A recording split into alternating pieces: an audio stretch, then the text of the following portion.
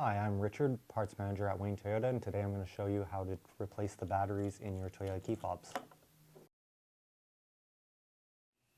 So these are our three common Toyota key fobs that you'll need to replace your batteries on. For the most part, the key itself will do most of the work for you. So on this style key, you push the little button on the side to release the inner key.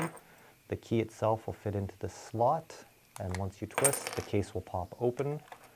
And when you take the board out, the battery will be on the other side. And again, you can use the key to pop the old battery out, and then put the new battery in, and put your fob back together. The other style, very similar, but the release tab is on the bottom. You pull the tab over and pull the key out. Again, the key will fit into this little slot, allowing you to pop the case open. Once you pop the case open, you'll have the battery facing, and on this type you'll need to use a small screwdriver to pop the battery out of place. And putting back together is just the opposite. Just got to line up the gasket with the housing,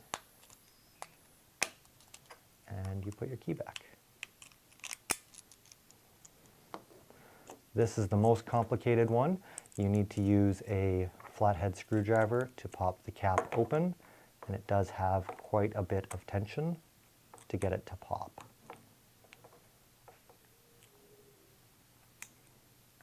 There you go.